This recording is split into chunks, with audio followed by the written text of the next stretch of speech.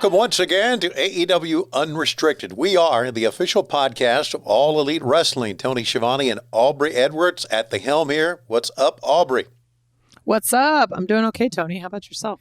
I'm doing great. We are very happy to have with us members of the outreach program, the people who run the outreach program, the community outreach program for AEW. We are talking about the American Nightmare himself, Cody Rhodes, and the beautiful and talented and lovely and great friend of mine, Amanda Huber. How are you guys doing, Cody? Amanda? Well, I feel like you gave Amanda, you said more personal things about Amanda. And okay. that a lot of people care about Amanda and respect Amanda, but I just felt like my entrance was lackluster. All right, let me start again. We don't have to redo it, but we do. No, we do. We do. We do. Okay. Okay, all go right. again, Tony. Okay, we'd like to welcome the two wonderful people who head up the community outreach program for AEW. The beautiful, the talented, longtime friend of mine, Amanda Huber, and Cody Rhodes. Guys, that was way too easy. That was way too easy. Somehow, all my time in the wrestling business, I still didn't see that one coming. I really did think you were going to lay it out for me. Oh, man. Thanks for having us. Hey, it's great to be, Amanda, it's great to be with you. Can you talk to us about, do you have of the goals of the program? You sit down, you have some particular goals with this program? I just want to keep doing good and do cool stuff. When this kind of got brought to me, Cody had sat me down and he said, what I want this project to be is, he goes, I want to do good when nobody's looking. He goes, so if we do stuff to, on social media to elevate other platforms, it's super cool. He goes, but I just want to do good when nobody's looking. And that's resonated with me and it's stuck with me throughout the whole thing. So I just want to keep doing cool stuff and making impactful memories on people's lives. I know how much wrestling's meant to me my whole life. So to do cool stuff with people and form these memories for other people has been really an amazing experience. Cody, I want to talk kind of the same question to you, because I know Amanda sort of came in after. Like, how did the impetus of this whole idea come around from your perspective? Ooh, I mean, for me, after this amount of time, I've been a professional since I feel like I was 15, but I've been in the business my whole life, and probably a recurring trend with me is whenever I am not at my best, if I don't like a finish, if I'm having a rough day, if I'm not booked, or if I am booked, or if I'm overwhelmed, whatever it be, a recurring trend is there is no experience that will kind of ground you and humble you more than when you do good for others. When we're so inwardly thought about, I need this for me, I need this for me. And then the moment you start doing things outwardly, it can change your perspective. And that was something I learned early in my career. I have to probably shout out Sue Aitchison of community fame. She heads the community department and created it at WWE. Right. But she was somebody that when I would do appearances with her and things of that nature, you could just see true goodwill being done. And to Amanda's point, some people think that community outreach is feeding a group of homeless men and women and putting it on your Instagram live. And I'm not saying that's right or wrong. What I'm saying is, for me, we do a lot of things when the cameras are on, and we want to promote the community team. We want to promote the activations we're with, but it truly is about what you do when the cameras are not on. Every city we go to, whether it's a family we sponsor and we upgrade their seats, or if it's an individual case, a young man going through chemo and we want to bring him all around and give him an experience like no other. That's the goal. It is a growing department, and you'll start seeing it pop up left and right. Not unlike the company that AEW is. We're right now very much it's grassroots at the moment. What we do, the community team. You're just missing one member, and that would be Captain Shawn Dean, who is integral to what we do. But it's really just us three, and then we rely on people like Aubrey, people like Tony Schiavone, people like Thunder Rosa, Mark Henry. All these people have been wonderful about volunteering their services and their time. it's a really good way, and not to put a negative on it, but Tony knows this more than anybody here. It's a really good way to figure out who is a good homie, who is a good person and who's not, is how they do an appearance like this, how they handle these situations. And so far with the groups that Amanda has put together, everyone has been overwhelmingly, oh, I'm so happy to do it. I just talked to Lee Moriarty. He's happy to do it. Red Velvet, always happy to do it. That's a really good sign for the future of AEW and our continued philanthropic efforts. Sorry, very long answer, but it's a very good sign. Cody, you mentioned on groups that Amanda puts together, and Amanda had mentioned that you had approached her about being a part of this. I know as an EVP, this is something very close to you that you wanted to be a part of. Amanda, when Cody approaches you, do you put the groups together? How does that all work? So my big thing is when we go into these cities, I try and find, like Cody said, kind of a grassroots place. There's so many amazing national charities. Like American Cancer Society, they do beautiful work. But I'm trying to, when I look at the different cities we're in, I try and find stuff that's specific to those communities. I mean, we've done stuff with Boys and Girls Club that are a little bit more national, but I try and find stuff that's a little bit off the beaten path, just because we have such a beautiful platform with AEW and our fan base that if we have the opportunity to elevate something, I think that's really cool, and introducing it to a whole nother community that might not even know that it exists wherever we are. So kind of a follow-up question to that, when we're picking the, groups that we're actually working with, how do you end up picking the talent that's actually participating in these events? Because I know, speaking backstage with a lot of people, we're all very interested in different activations, like whether it's, women's rights, LGBTQ, if it's helping homeless people or veterans, how do you choose and reach out? Because I'm sure that there's tons of us backstage that all want to be helping out. So for me, I feel like I've gotten to know everybody pretty well, and I have a really good relationship, I like to think, with everybody backstage. So I've gotten to kind of pick their brains, and a lot of them have just come up to me and said, hey, if you ever do anything with XYZ or anything at all, let me know. And then I also try and pick things that are special to those people. So, when we were in Chicago last time, we did a fundraiser for a women's shelter there. Thunder Rosa came to me and she's like, I'd love to do something for a women's shelter. And that's such a sensitive topic that we didn't want to do a visit. We didn't want to do anything like that. So we're like, we'll do a photo op. And Ruby Soho was another one who's like, anything, women's shelters or kids. So honestly, the most, for me, incredible person that I've seen on these community events, believe it or not, is Malakai Black, especially with anything with kids. It blows me away because he's such a intense character on screen, but watching him do any of the community stuff melts my heart. What a good human. Great story. Great information. Yeah. I was going to, Aubrey, we have so many people, and yourself included. Tony's brought activations to us. People who say, hey, are you interested in this? I know this person, and they have those inroads built already. Prime example coming up in the month of February, the Black History Month album that is being spearheaded by Mikey Ruckus.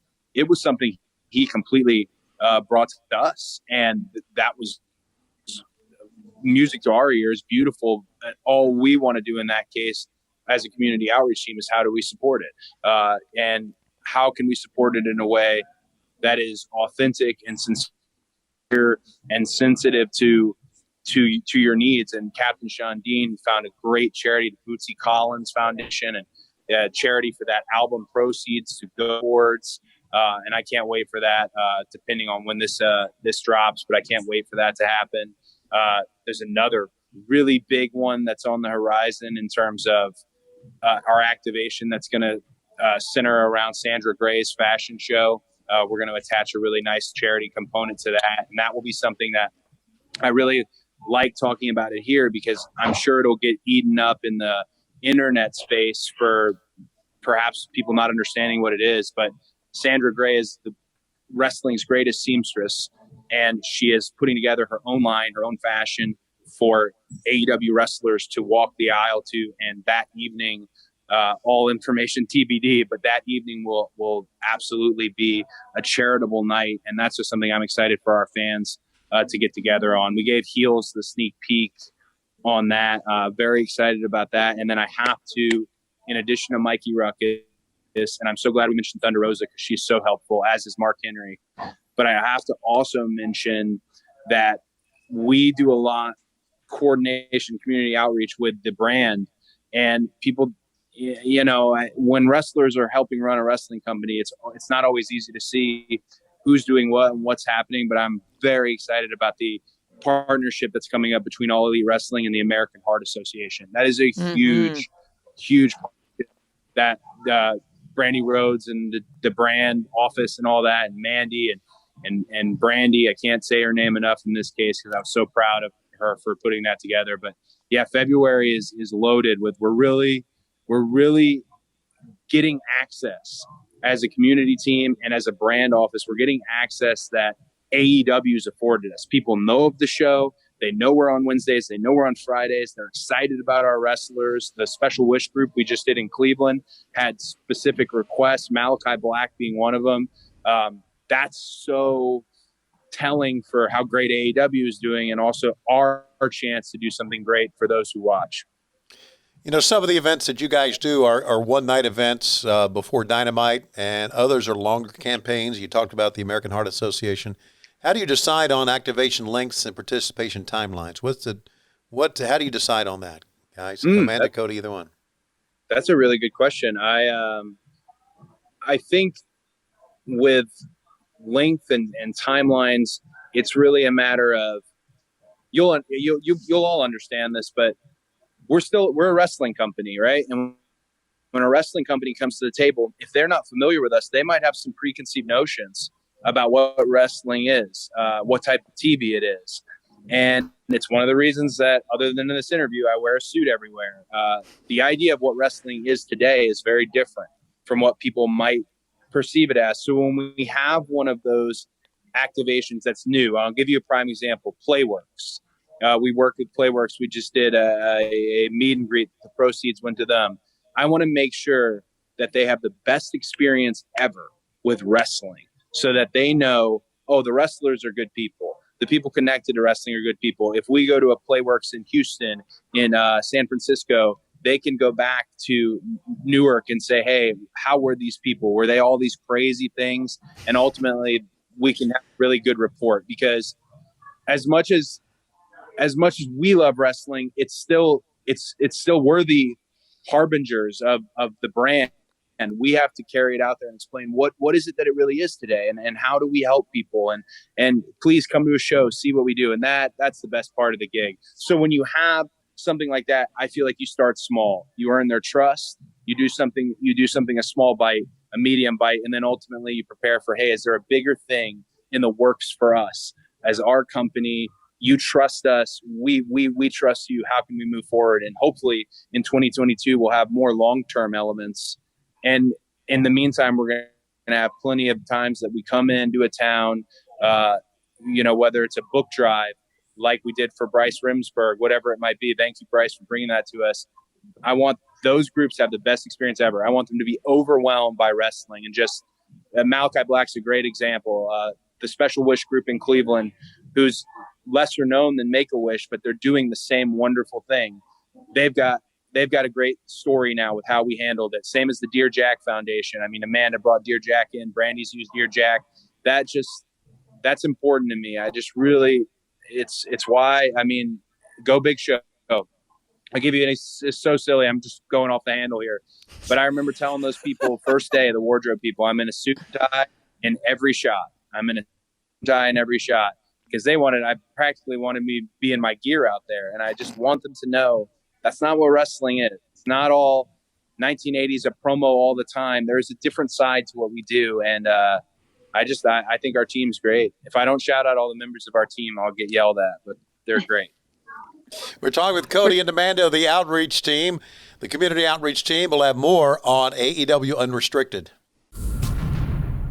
So you guys know we travel every single week for AEW Dynamite and Rampage, and that means we're constantly using unsecure airport Wi-Fi, hotel Wi-Fi, arena Wi-Fi, And security is super, super important. I'm not worried about hackers stealing my data because I use NordVPN on my phone, my laptop, every single device, and it gives me huge peace of mind.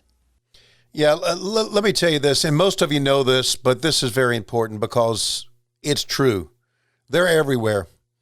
They're hacker. If you go on to a public internet, it's really cool. You go to the airport, go into Starbucks, go into a restaurant, and they say, hey, free Wi-Fi. There's somebody around looking to hack into your information.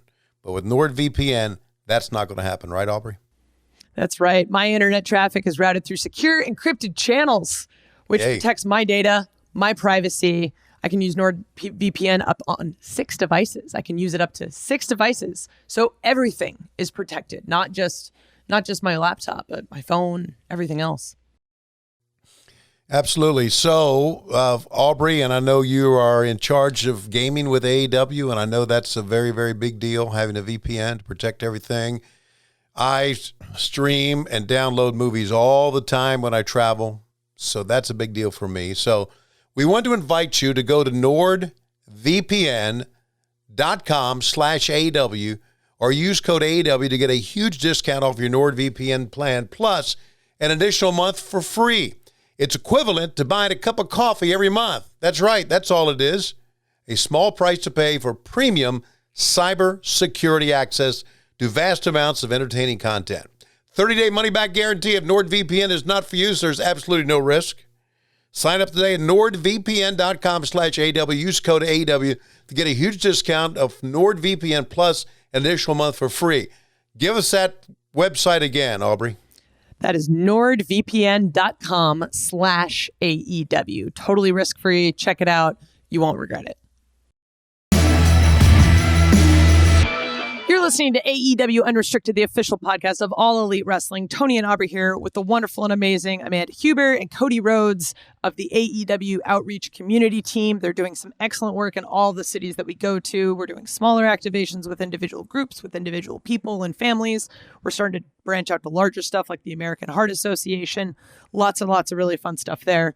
I kind of want to jump back to that a little bit before we go into other stuff, but is there a particular activation that each of you has really enjoyed? Because I know there's a list here of a bunch of different groups you guys worked with, like Toys for Tots, Connections for Abused Women and Children. We had a charity bowling event, the Wounded Warrior Project, lots of cool stuff. I have one. What's ladies, your one? Sorry, What's go your ahead, one? man. I'm sorry. Oh, you're fine. Go ahead. You go. So for me, I've got 2. The bowling is going to hold a special place in my heart because that was my first big event and it was so much fun. I was convinced it was going to fail, so being pleasantly surprised. And then also in Kansas City, we worked with Happy Bottoms doing a diaper drive. It was my very first activation that I did. And before it happened, it was so last minute, was literally getting put together Tuesday night, Monday/Tuesday. And they were very apprehensive about, like Cody said, of what we brought to the table being pro wrestlers. And everything was so last minute with it. So before the event, Cody kind of sat me down. He's like, just so you know, if this bombs, it's not on you. Nobody's, and I kind of went into it going, oh my God, this is going to be so embarrassing. And we had Alex Reynolds and 10 in the Dark Order. And so if you brought a pack of diapers, you got a photo with them.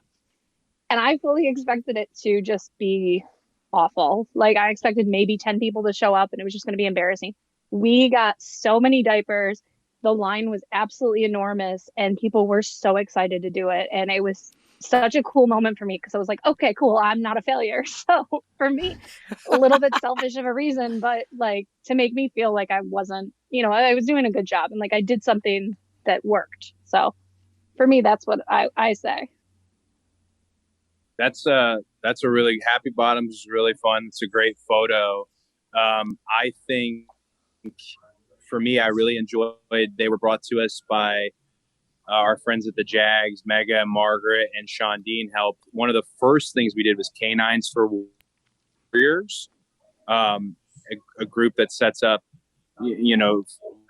veterans with dogs, and some dogs that have actual, military. There could be both a veteran dog, but that setting up a a dog in need with a veteran and seeing that synergy there. That was very nice. I loved our friends at Canines for Warriors in Florida. Very, very nice. And then, I was going to say Paws, but that's another dog element on top of it. I really liked the folks at Playworks a lot. I thought they were really wonderful. Our two came to the Prudential Center. I'd like to see that move forward, and I have a lot of love for them. There was a really great art commission for Loaves and Fishes that Charlotte, the Bojangles Coliseum did. I mean, really, it's almost, if you're asking me what I like the most and what's my favorite, it's usually, this was the most recent one, because like Amanda mentioned, I think a lot of times, maybe nobody will come or they may not be interested in this. This is a lot to ask fans. Hey, bring books, bring diapers, bring school supplies. But even it can't bomb, in my opinion, because even if one person comes, then it was ultimately all worth it. I understand the optics of it all and things of that nature. I'm a selfish wrestler myself, but if one person comes, we've done something good, and man, that makes your day just feel great. And you guys know how sometimes days can be long at TV. They can be the most fun you've had in your life, but that's a really special thing. What does explain to us, Cody, to pick up on that? What does Playworks do for those who don't know? Playworks, the organization, tries to provide character building exercises via proper play, is what they refer to it as. So what back in the day would be recess for me, they help facilitate games and things that you can do and kids can do to build those character skills growing up in what they would call proper play. That's a really rudimentary outlook on Playworks, but they're active in their various communities at building kids' character as they go. All right. Appreciate that answer. And Amanda, want to go to you, kind of varying a little ways from community outreach. You've been very supportive on social media of women wrestlers, of our women talent. Talk about the importance of recognizing, supporting, and really lifting up the women performers in the wrestling business. So wrestling, I've said this a million times before, but wrestling's the first thing I ever fell in love with. I've loved it since I was a little kid. A lot of people are very surprised to find out I used to wrestle. I wrestled for a little over 10 years, stopped when I got pregnant. But back when I was wrestling, I was terrible. And people are like, oh my God, I would love to see one of your matches. No, you wouldn't, because I didn't have to be good. And nobody took girls seriously back then. Right. So seeing how far women's wrestling has come over the past 20 years has been just beautiful to me. And we have such a cool and diverse roster that I feel like it's so important to elevate those women and to have little girls see strong women that they can look up to, and little boys too, to know that it's okay to appreciate these incredible role models we have. We have our TNT women's champ, Jade Cargill. She's a mom and she's just kicking ass, and she's so incredibly put together. She's so kind in real life and not on screen, but sure. And she's such a just great example of what I think, how far women's wrestling has come. She's not just out there to be a pretty face. She goes out there and she trains and she works really hard. Ruby Soho, someone like her years ago, would have never been on TV. And so having that representative, I just think it's so cool. The huge diverse women's roster, someone like Nyla Rose, who's so dominant, so cool, and just who she is. I don't know. I have nothing but good things to say, so we can go on for hours and it'll be a totally different podcast. But I think what AEW is doing with their women's division is so cool. I don't know if you guys agree or not in terms of all three of you, but one thing as Amanda was talking that I think is important to point out, I think our women's roster I'm including our women, the women of AEW. I think so much pressure is put on them. Oh boy, it's so much pressure when women have a main event. Wants to see what the rating is. When women sell a shirt, everyone wants to talk about the shirt. When women have an action figure, everybody wants to see what price point it's at. It's almost an unrealistic pressure. And I feel like every time that pressure has been presented, they've shown out. And that, like, for an old curmudgeon wrestler who's been like, that's real change, if that makes any sense. And I know it's probably tone deaf for a man to talk so heavily about women's wrestling, but to me, that's real change, because I was changed. I entered AEW not perhaps the biggest fan, and I'm not saying I wasn't, but now, like, there are guarantees on our show. You put Serena Deeb out there, buddy, you better have your working boots on, or she'll outwork you. Like, the best.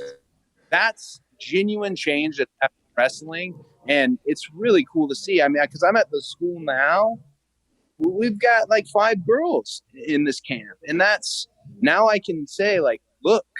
And it's not that back then there wasn't an example to look at, but now, like, the pressure is on. It really is. And I think there's a lot of male wrestlers who behind the scenes are like, who kind of are rooting against it. And I'm not saying at AEW, I'm saying in the general space of wrestling, and they need to hop on, because it's happening, it's growing, it's building, and just super really cool to see. And as a wrestler on the show, it's another top person.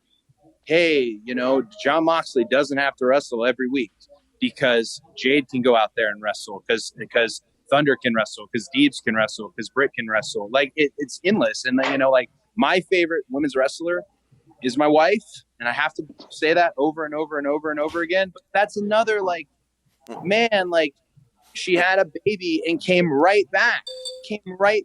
Like, man, like, I'm just very proud of everyone who, under extreme pressure that is, I think, unfair, continue to deliver.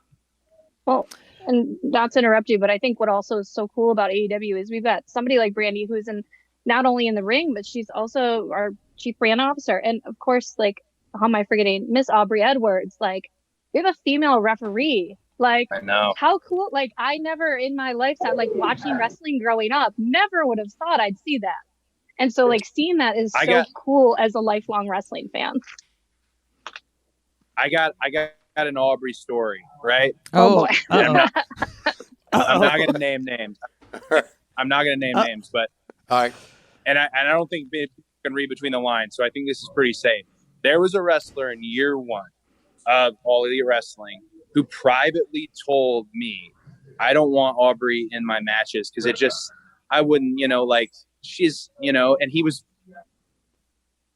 really trying to say, however, she's not a man. Why would I, like, he was leaning that way.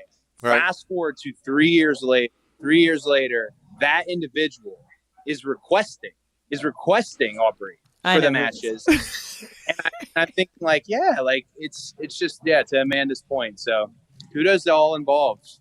Kudos. I like all our refs, I like them all. Yeah. But kudos to all involved. I just want to touch on a little bit, kind of combining Amanda and Cody's points, how we have these strong, amazing women at the company and these women that have multiple roles at the company. Like, I think the first conference call I was on with Brandy post Libby was like 3 days later, because that's just the kind of person she is. And like, it's, I mean, Cody, you say she's like your favorite wrestler, but honestly, like, she's one of my favorite people, and I find a lot of inspiration out of her. So where I'm getting with this segue, we have these 2 amazing parents who are heading up this community outreach team, who are both heavily involved in the company. One is a wrestler, and one is, trying to keep -1 from beating all of our wrestlers backstage. Cody, since the last time you were on this podcast, you've had a beautiful baby girl, Libby. How do you guys, as parents and employees of AEW, handle all of this stuff? Like, I've got 2 cats that are pretty they're huge time commitment. I don't even know how you guys do it. Can I answer first? I don't. I don't. Yeah. Like, I know, like, social media hasn't made it very acceptable to assume that, like, I have my shit together. Excuse my language. I promise you, I don't. I am in my guest room right now because it's clean and quiet, but my house is half the time it looks like a tornado went through it, because you have all experienced my children. They're beautiful, amazing little boys, but they are. One is named Rhino. What is his legal name? A lot of people don't understand that is his legal birth name is Nolan Rhino, like Rhino. So he lives up to his name. I try really hard. I work really hard to try and create a balance, but honestly, I don't have it. I'm still figuring it out. So I don't, but like at the end of the day, my kids are the most important thing to me, and being a good mom and being somebody that I can make sure they're proud of. So doing these community things, I get to come home and I tell Brody about it. And there was a moment in Orlando. We were at the show and I had brought the kids with me because it was a Saturday show. And somebody had brought, I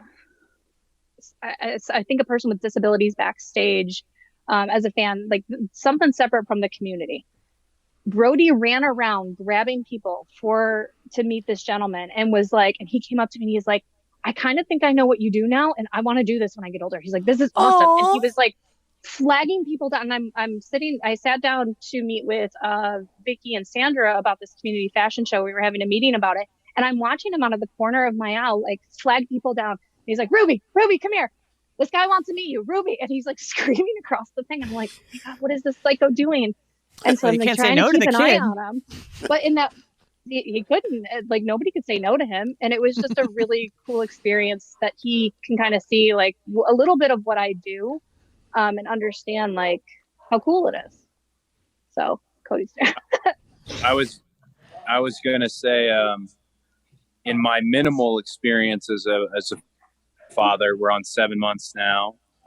One thing that is very apparent is the schedule that the Tony Khan, I'm not going to say his initials because I'm trying to break that habit, but the Khan has put into a schedule that is so conducive for family life. And the proof is in the baby pool.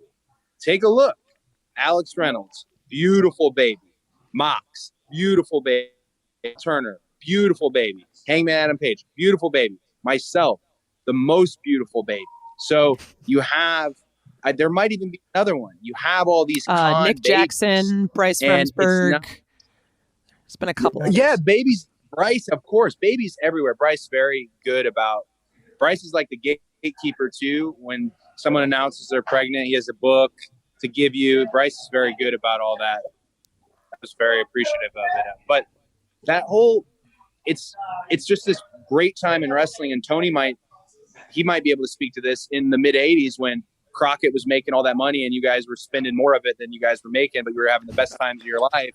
All of them, Arn's going to have a family. Rick's going to have a family. Dusty's going to have a family. Right. It was all happening. So it's a really great sign at how good the wrestling business, the place we're in. Tony's allowing people, he's up to the pay for. So talent are making a proper wage. Their schedule is paradise. It's unlike any wrestling schedule that's been done before in terms of the amount of time you have with your family. It's just very conducive for a wrestler finally to have a family. Like, I don't know how many meetings I sat through growing up in the business where somebody would tell you, hey, if you want to have a family, this isn't for you, or you're not going to see them. And I know it's very real because of my dad and his relationship he had with my oldest sister and oldest brother. But now it's different. And that is a really, really just a special thing. I don't take it for granted at all. I'm very shout out to the Khan because the Khan babies are living their best life. Also, shout out Captain Shawn Dean, baby on the way. Absolutely. And Kyle O'Reilly, who just had a baby like 2 weeks ago. Oh, yeah. That's right. Absolutely. Babies everywhere. Babies everywhere. And we're coming in the water. Tony. Yes. Tony. Yeah. Here was my idea for the TBS championship. I thought that if I had power in booking it, that I could make Libby the champ. But because she's not of age, I would hold the belt for 18 years. 18 years. That was the idea, and I thought that would really set the internet on fire. It didn't make it far. That idea didn't go far, but I was close. The internet is on. Go ahead. Go ahead, man. I was just going to say, my favorite was when they were doing the brackets for the tournament and Cody would just walk up and be like, do you hear this new chick that they're bringing in? Like, I can't believe that they do this every time. And he'd be like, and he'd get everybody all riled up. And I'm like, oh God, who's he bringing in? What now? And he's like, yeah. And he picture of Libby. And we're like, damn it. Damn it. Oh, that's tremendous. And we'll continue on Got him. AEW Unrestricted with Cody and Amanda in a few minutes.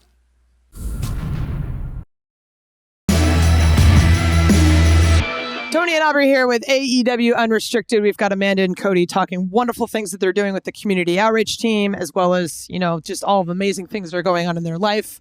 The last time we had Amanda on, it was a bit of a tearjerker, and we had all kind of made the note that we were going to, make sure we had you back for a more positive podcast. I'm glad that we're keeping our promise on that one. I also kept my promise on something and got you a trophy.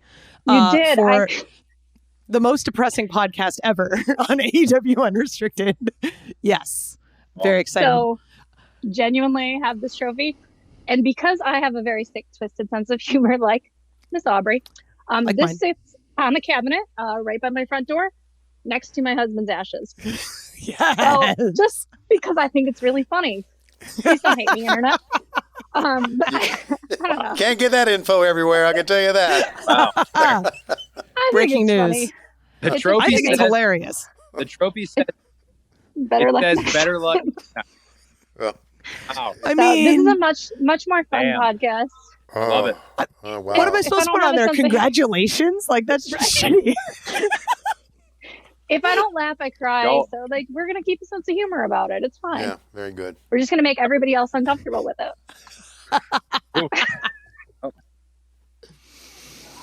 All right, let's go to some questions we got from the internet, from Twitter.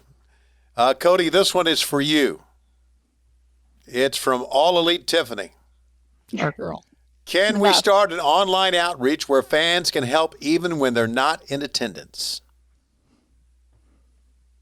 Yeah, well, a lot of the activations, it's as simple as it's a great question. I know Tiffany, and I get what she's saying. A lot of those activations, if you just look at the materials in the copy of the tweets or the Instagram post, there's their website, and then there's their simple donation link. And again, nothing is ever a fail. If you donate $1, that's better than no dollars to these activations. And another thing, kind of piggybacking off her question, if we've looked into doing something with you as far as charity, whether it's Loaves and Fishes, whether it's Playworks, whether it's Paul Chicago, then we have looked at you as much as they've probably looked at AEW, meaning we respect this charity, we trust this charity, and we trust the transition of the funds. So absolutely, if you see it come from the Community Outreach Twitter, or if you see it come from Amanda, Captain Shawn Dean, Mark Henry, Thunder Rosa,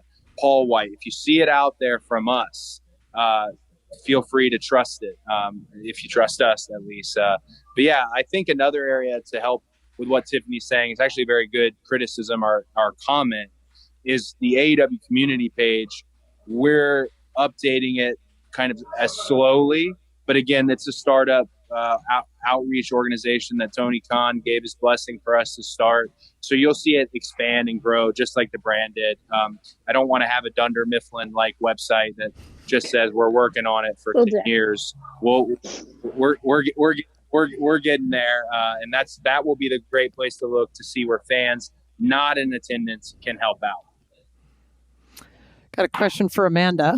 Hope Glory 3 on Twitter asks, what is the most moving, emotional, or inspiring moment that you've had so far as part of your work with the community outreach team?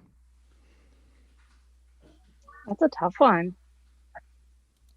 Probably because it was the most recent, but when we're working with a Special Wish in Cleveland and meeting these kids who have survived just awful leukemia and brain cancer or brain tumor, and meeting these kids and how excited they were to be there, how much they loved the wrestlers and how much fun they had. That was really cool, especially as a parent, because I just can't picture. I don't really want to talk about John, but like watching my husband be sick was tough. But like, I don't think I could have that situation with my kids. And it's different, and it's a way more helpless feeling when your kids are sick. And even the very mild sicknesses my kids have had has been awful. So meeting these parents and knowing we're making such cool memories for their entire family, and them thanking us. It was like, no, thank you guys for being fans, and thank you for coming, and thank you for working with us, and anything you need, let me know. And there's one photo of one of the little girls named Kendall, and she was just such a little spitfire. She was so cute, and she just loved it, and she was having so much fun, and talking to her and her family, it was really moving for me, at least. This one comes from Amy Nemedy. And Cody, do you get to hear positive feedback on how you've helped with organizations following up afterwards? Oh, well, we always like to kind of do I don't know if exit interviews is the way to look at it, but we are absolutely, we're not a situation where we're in and out, just get the goodwill and then get a photo op and then we're on our way. Our philanthropic efforts, when you look at the actual department and how we want to start it, these are all we're building. So absolutely, we're getting great feedback from the partners we've worked with at the building, and we're learning what we can do just to keep expanding it and keep growing it, and have essentially, like Brandy has done with the American Heart Association and AEW, I would like the community outreach team to have some specific places that we can regularly rely on and go to and partner charities. That's the ultimate goal. So with that in mind, we have to give them the best experience. And it's a great question. We've gotten really positive feedback, and we've also gotten feedback to help us further. A lot of people who've met me in line, specifically at a community event, a good chunk of them have had something that they also would like to see serviced. And I like to hear that out. I like to hear how we can help. Because of the arduous nature of wrestling and the schedule and all that, I'm a little slower than others, but that's why I've leaned so heavily on Amanda as the official coordinator of the All Elite Wrestling Community Outreach Program, which she is, Captain Shawn Dean and Thunder and all the folks out there who are moving and grooving for us. We have a question from someone named Charlotte on Twitter. The software and bowling events were amazing. Were at All Out and Full Gear, respectively. Are we going to keep doing these major events for pay-per-views? That's the plan. We have some stuff in the works right now for Revolution in March, and I have some ideas for All Out, All In. Sorry. All Out. Sorry. I have some ideas. I don't want to spoil anything because I don't want to get people's hopes up, but I have some cool stuff that we are kind of working on. So definitely stay tuned. Hopefully I'll have details for March very, very soon. I got to actually sit down with Captain this week because he's helping me get that kind of together. But the goal is to have a big event at every pay-per-view, that we could do something really super cool with the fans, because the bowling event was so much fun. Having the chance to be with our fans and having them around us in such a relaxed environment. Everybody got to meet who they wanted, and they got pictures, and the response was so overwhelmingly positive from it that it was such a cool experience from not only just fans, but all of our talent. I mean, Aubrey, you bowled. Everybody had a really good time. Bold is a strong word.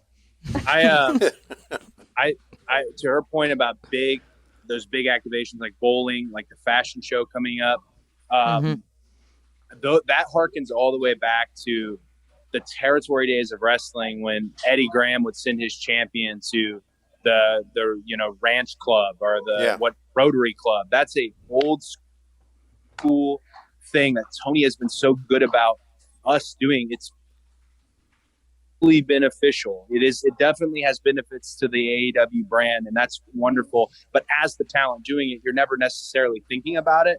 People who came to bowling had no idea what to expect, and every talent who attended that, I could take that talent into battle every single time, because AEW showed up and showed out. They made sure every fan was seen, was spoken to. There wasn't this barricade between us. And as long as those events are like that, we're going to continue to do so. I mean, and it's amazing. I like to almost cause an uproar with our events. I wore this ridiculous. I really do. I wore this ridiculous outfit. I remember I walked downstairs and I stood in the bar with my bowling bag that had nothing in it. I bought a bowling bag with nothing in it. And the reason I did it, I wanted everyone to see like, oh, well, I was at the bar on my second bottle of wine, but you know what would be cooler if I actually went and saw the benefits of the work you do. Yeah, it's great to be on TV. It's amazing. It's cool to have an action figure. But if you can literally meet someone who is affected by you, it'll change your life forever. And in the process, you're changing their life. So much of these activations are like genuine therapy for me. And I know that sounds super selfish, but it completely puts it all into perspective for me. Okay, they offered me this amount of money and this amount of money, and I'm going to do this match and that match and this pay-per-view and all that. But nothing is like that fan experience. And so far, community outreach with softball and with the bowling, we're going to continue. I want these events to become so big they become a problem, that they become a legitimate problem. Like I want we had almost 1,000 people packing that bowling alley, people standing up on tables, giving out trophies. It was the best. And we sold out in that's what, ultimately 24 what hours? we should do. Mm-hmm. Yeah. Sold that sucker out. It was a cool event. Very proud of it.